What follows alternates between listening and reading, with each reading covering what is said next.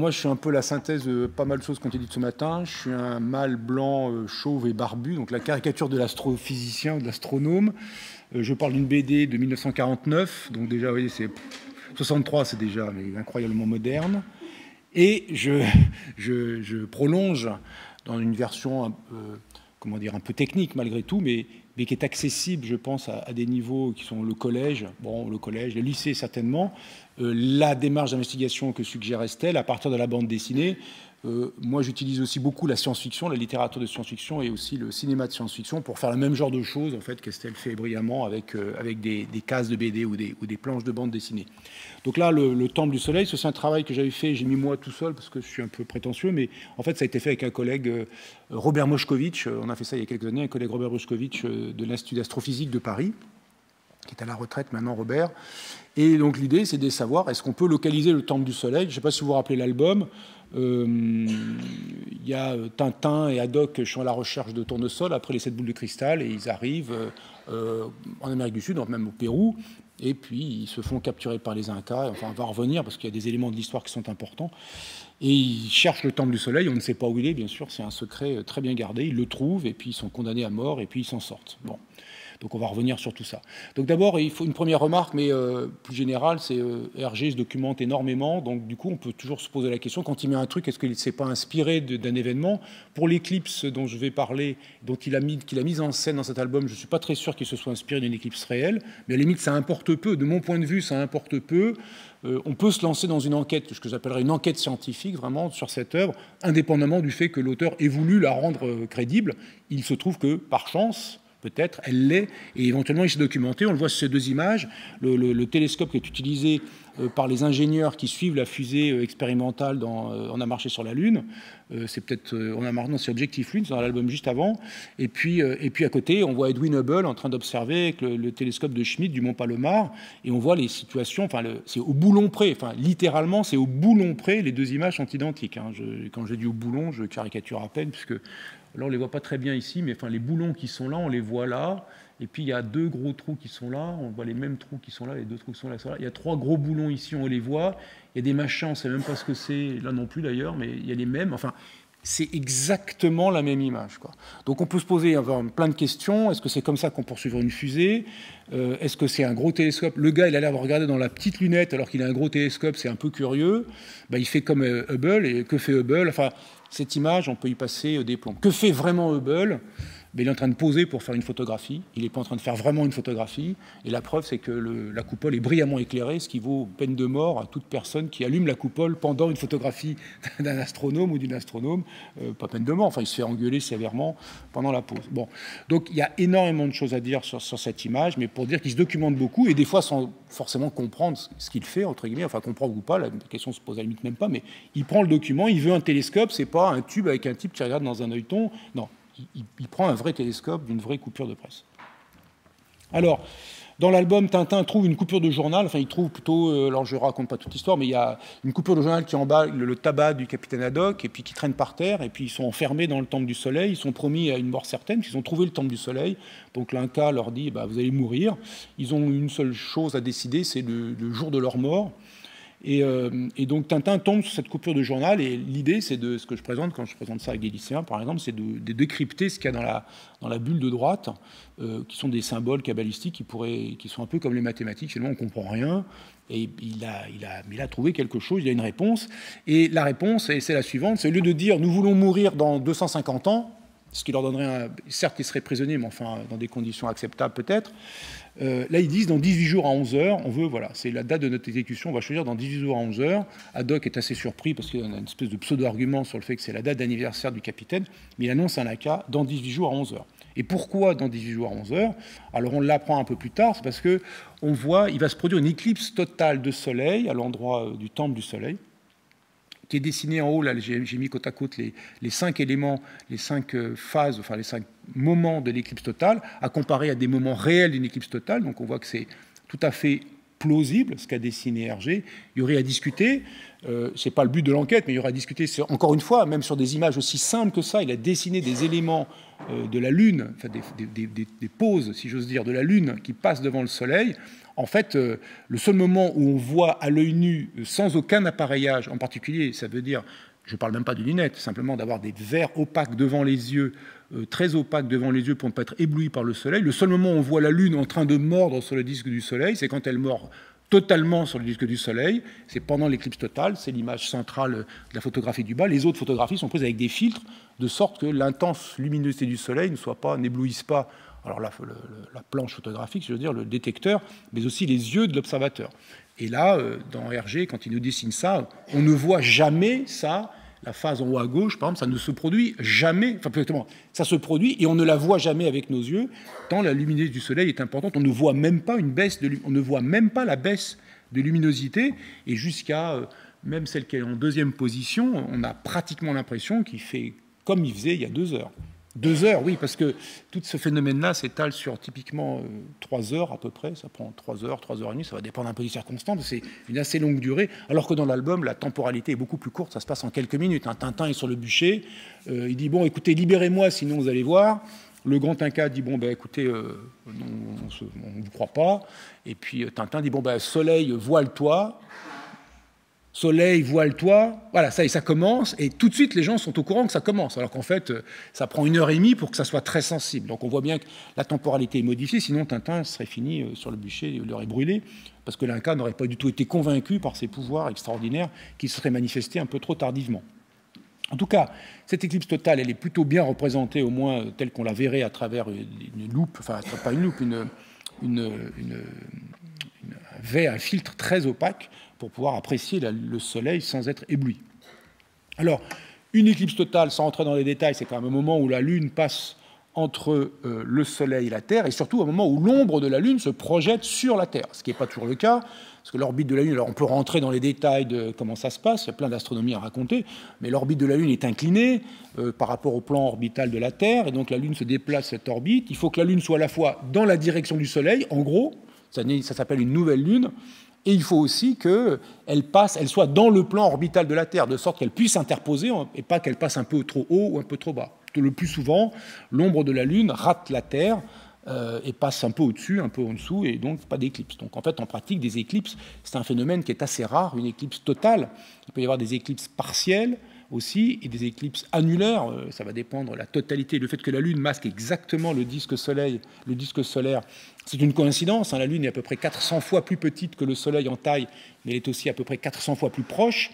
Mais il y a des variations, tout ça est compliqué, mais enfin, une éclipse totale, voilà un peu le phénomène. Et l'ombre de la Lune passe sur la Terre. Et si vous êtes au bon endroit, au bon moment, vous pouvez voir effectivement l'éclipse totale, c'est-à-dire la Lune, qu'on devrait plutôt appeler d'ailleurs occultation, on peut faire du vocabulaire, parce que c'est pas vraiment une éclipse, hein, c'est une éclipse de Lune, parce que la Lune n'est plus éclairée parce qu'elle passe dans l'ombre de la Terre, elle n'est plus éclairée par le Soleil, mais une occultation du Soleil, parce que c'est la Lune qui masque le disque du Soleil. Bon, c'est des détails, on appelle comme ça quand même éclipse totale. Voilà ce que ça fait depuis l'espace. Ça, c'est une photographie de l'éclipse du 9 mars 2016. On voit très très bien l'ombre de la Lune sur la Terre.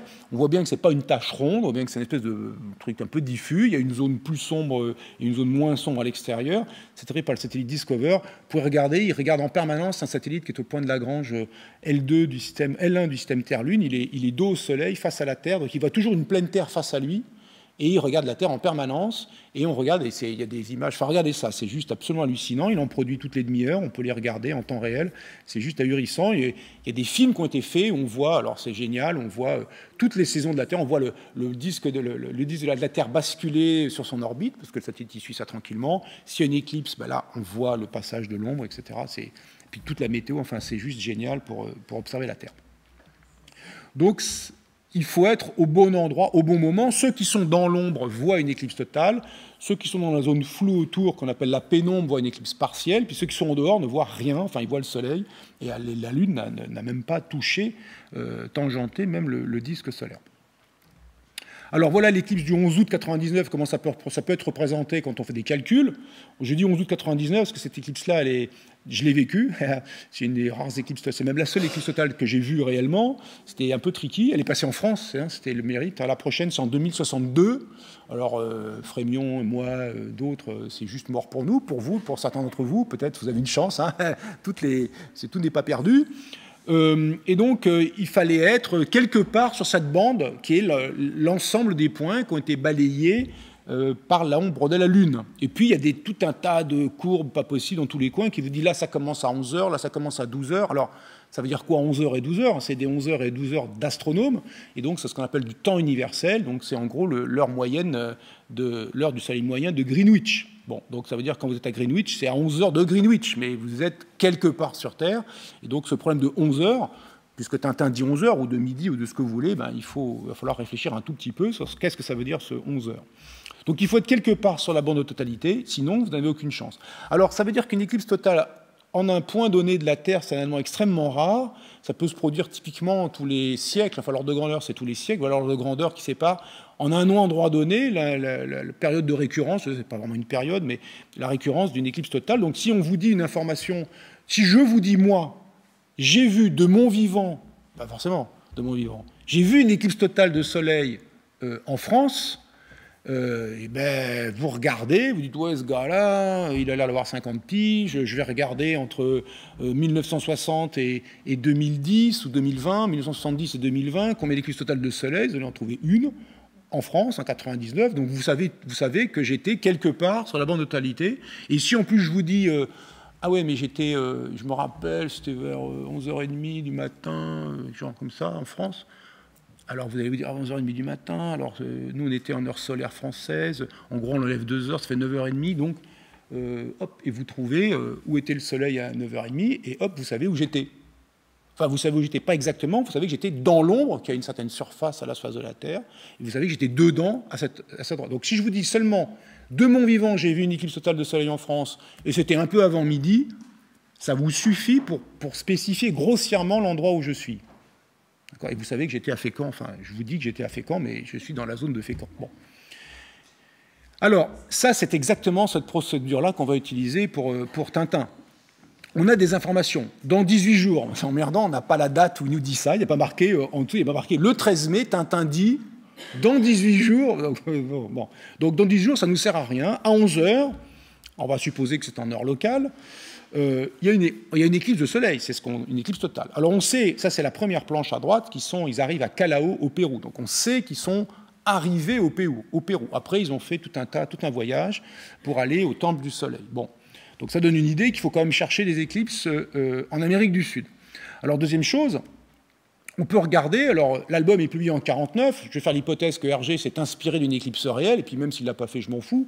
Je cherche avant 1949, parce que ça n'a pas de sens qu'il ait regardé une éclipse en 1999, hein, ou je ne sais pas quand, on s'en fout.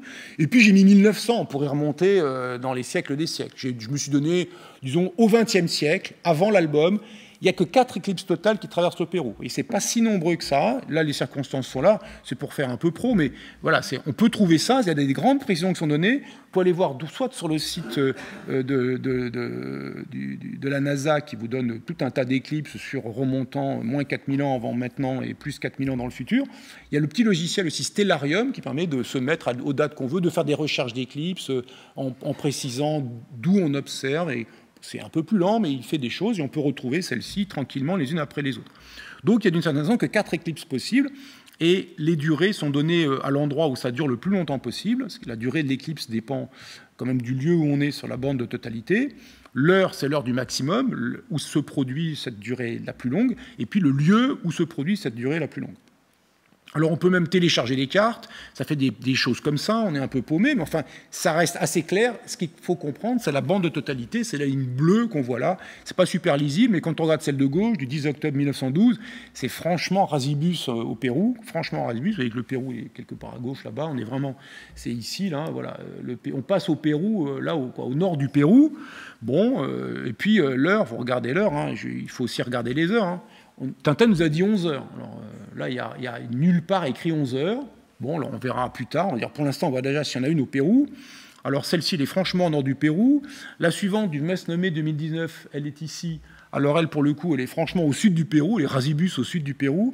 Alors celle du 29 mai 2019, elle est marrante, hein, je dis ça parce qu'il y a M. Eddington qui a utilisé cette éclipse pour valider une hypothèse, enfin une conséquence de la théorie d'Einstein de la relativité, qui était la déviation des rayons lumineux par les masses. Et notamment, pendant une éclipse, eh bien, l'avantage, c'est qu'on voit le Soleil, enfin on sait où il est, derrière la Lune, et on voit les étoiles, parce qu'il fait nuit, on voit quelques étoiles.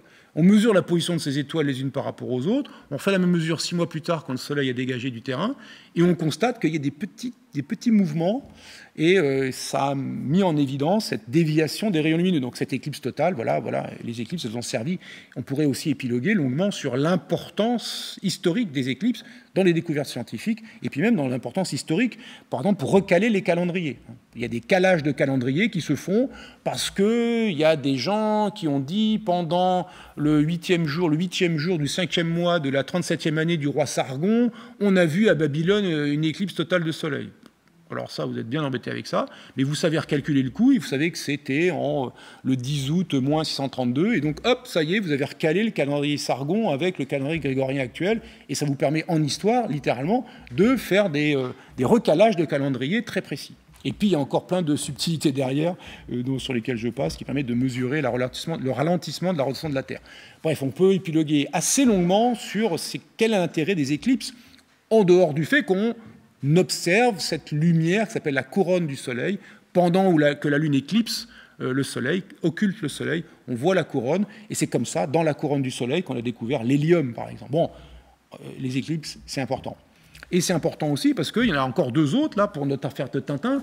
Alors, celle de gauche, elle arrive au Pérou, qui est quelque part là, mais elle arrive franchement tard le soir, là, il ne faut quand même pas déconner, enfin, ça ne colle vraiment pas avec 11 heures. Et alors, du coup, il y en a une seule qui traverse bien proprement le Pérou, bien nickel le Pérou, mais qui était indiquée à une heure qui ne semblait pas cohérente. Alors, si on regarde un peu le détail de ce qui se passe, voilà la position de l'ombre de la Lune à différents moments, à différentes heures. Là, c'est des heures... Ah oui, mais on se rappelle, ah oui, bien sûr, ces astronomes, ils nous parlent toujours en temps universel, en temps de Greenwich. Et puis là, on est quelque part dans le Pérou, on est quelque part à 60 degrés de latitude ouest.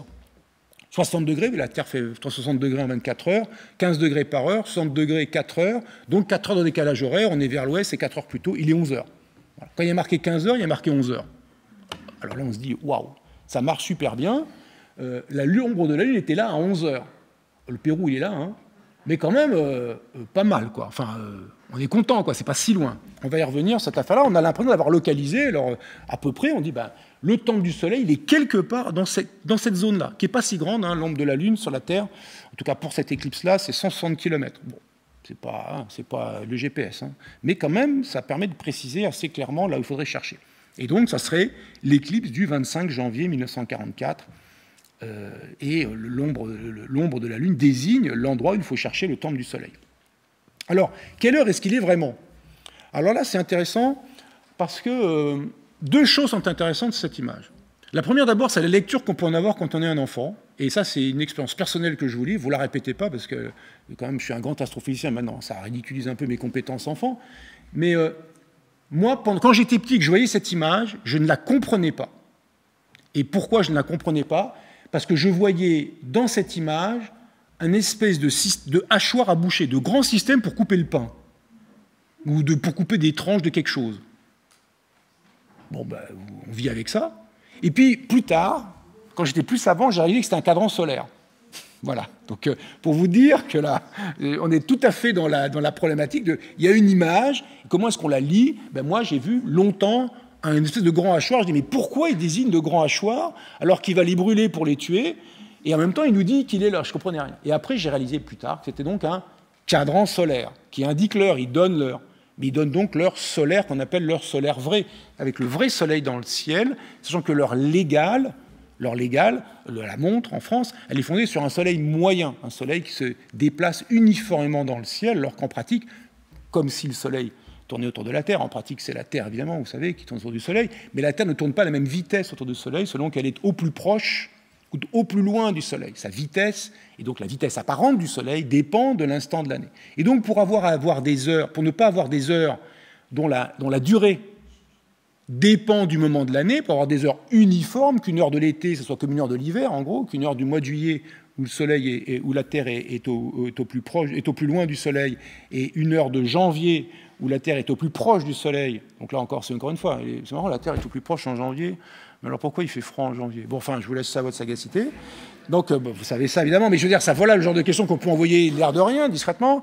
Eh bien, quand le Soleil est au plus proche de la Terre, il va plus vite que quand il est au plus loin de la Terre. Donc, du point de vue de la Terre, le Soleil, il a l'air d'aller plus vite ou plus lentement dans le ciel, en apparence, selon la période de l'année. Et les heures ne seraient pas les mêmes, mais bon, c'est compliqué. Donc, au final, on utilise un Soleil moyen. Et là, il nous montre une heure de Soleil vrai. Et quand Tintin dit 11 heures, il ne dit pas à 11 heures solaire moyenne ou à 11 heures Soleil vrai, il dit à 11 heures. Il dit à 11 heures parce qu'il a eu dans le journal. On va évoquer un peu les calculs qu'il a pu faire tout à l'heure, mais là, il est dans le journal, et donc il a lu l'heure légale du Pérou, du Brésil, enfin de l'endroit où il est, quoi. D'accord? Donc c'est 11 heures légales.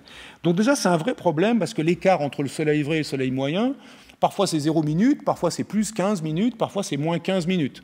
Et là, il y a un enjeu crucial, quoi. S'il y a une erreur de quelques minutes, ben, il est brûlé, parce que l'éclipse a lieu trop tard ou trop tôt. Et sinon, l'autre ne le croit pas, et tais-toi, et hop, il fout. Bon. Donc c'est vraiment important, et donc là, ils sont en train de lire l'heure solaire vraie.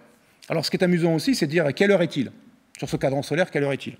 Alors on peut s'amuser, vous voyez, moi je m'amuse, je fais des relevés, on voit deux petites lignes, la ligne il y a le style, la ligne sous-stellaire, la ligne un peu du bas, qui indique le midi solaire, et le style, il pointe dans un cadran solaire comme ça, où le style est incliné, il n'est pas incliné au hasard. Il y a deux solutions, soit il est perpendiculaire, un gnomon, soit il pointe vers le pôle. Alors le pôle nord, c'est on est dans l'hémisphère nord, le pôle sud, c'est dans l'hémisphère sud. Là, on a vu tout à l'heure, on est dans l'hémisphère sud, on est quelque chose comme 7 ou 8 degrés, presque 9 degrés sud. Donc ce style doit pointer vers le pôle sud. Et il doit être incliné de la latitude, quelque chose comme ça, comme la latitude, donc à peu près 9 degrés. On voit que l'angle, là, qui est entre les deux traits rouges, c'est sur le côté, on peut jouer, je peux vous dire, on peut reformer l'image pour que ça soit comme ça devrait être si je regardais bien, et on peut se convaincre que l'angle qui est indiqué là, il est plutôt 50 degrés, un peu moins de 50 degrés, pas du tout 8 degrés. Bon, très bien.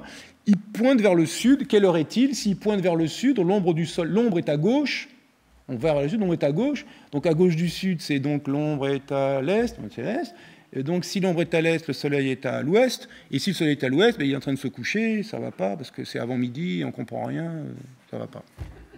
Bon, putain, c'est le bordel, ce cadran solaire, c'est n'importe quoi. Alors maintenant, on se dit, oui, mais Hergé, il réfléchit, il veut dessiner un vrai cadran solaire, il veut dessiner un vrai télescope, donc il va dessiner un vrai cadran solaire. Donc qu'est-ce qu'il fait, Hergé? Il sort de chez lui à Bruxelles, il regarde un cadran solaire, il note. Alors Bruxelles, c'est 50 degrés de latitude nord, le style pointe vers le nord, et donc quand l'ombre est à gauche, ça veut dire qu'elle est à l'ouest, donc le soleil est à l'est, il est en train de se lever, il est avant midi, donc là il est 11 heures à Bruxelles. Voilà. Il est 11 heures solaire à Bruxelles, parce qu'il est un peu, l'ombre a l'air un peu décalée de la sous-stellaire. Donc là il est 11 heures à Bruxelles et pas du tout 11 heures au Pérou. Bon. Après, il y a des histoires, il y a les deux Dupont qui cherchent, et puis on peut mesurer la longitude de là où ils sont, parce que moi je sais où est l'ombre de la Lune au moment de l'éclipse, du côté du Pérou, enfin du Brésil, et puis voilà. On sait où sont les pyramides, il y a un certain décalage horaire, et c'est pas du tout la bonne heure. C'est-à-dire là, en gros, il y a 90 degrés de décalage, à peu près, donc ça fait à peu près 6 heures de décalage horaire, donc ils sont de l'autre côté, donc il devrait être 17 heures, et là, il n'est pas 17 heures, et ils sont plus près, bref. Donc ça marche pas non plus, donc Hergé, 0 en astronomie, mais on s'en fout, c'est pas le but, c'est pas ça de montrer qu'il a 0 en astronomie, c'est de faire de l'astronomie, évidemment. Qu'a fait Tintin? Je passe sur les détails. Ben, il a eu peut-être une carte comme ça en main, et puis, il était dans aucun des ronds. Le temple du soleil, malheureusement, était dans aucun des ronds. Donc, il a deux têtes. Il a interpolé le rond qui manquait. Il se dit, oui, moi, je suis là. Donc, d'abord, il n'a pas de GPS et il sait où il est. Et puis, je calcule deux têtes. Et il transforme ça en heure solaire vraie, parce que là, c'est indiqué en heure solaire moyenne. C'est même indiqué en temps universel, donc en heure de solaire moyenne de Greenwich. Donc, il a fait des calculs d'enfer de tête. Et je vous passe les détails. Est-ce que c'est cohérent avec l'histoire? La position qu'on trouve. Alors, regardez. Qu'est-ce qui se passe dans l'histoire? Dans l'histoire, il y a Zorino qui vient les chercher, voyage très long. Bon, là, c'est un peu les voyages très longs. Vous voyez, c'est les étrangers, ils parlent un français un peu petit nègre, mais sauf que lui, il est indien, mais enfin. Ils se baladent dans les montagnes. On dit, ben, c'est normal, ils arrivent dans le Pérou. Qu'est-ce qu'il y a au Pérou? Notamment, il y a la cordillère andine. Très bien. Mais les jours passent. Ils rentrent dans la forêt vierge. Les jours passent. Le lendemain soir, il y a encore un bout de montagne, il y a de l'eau, ils franchissent une cascade, et regardez le lieu réel, le spot bleu là-bas, c'est le centre de l'ombre de la Lune. à 11 heures solaires vraies le 25 janvier 1944. Et quand on voit sur une vraie carte Google Earth, il y a une grosse rivière là-bas, il y a une petite rivière là, enfin c'est juste incroyable. On a l'impression que ça colle super bien. C'est complètement involontaire, mais que ça colle super bien.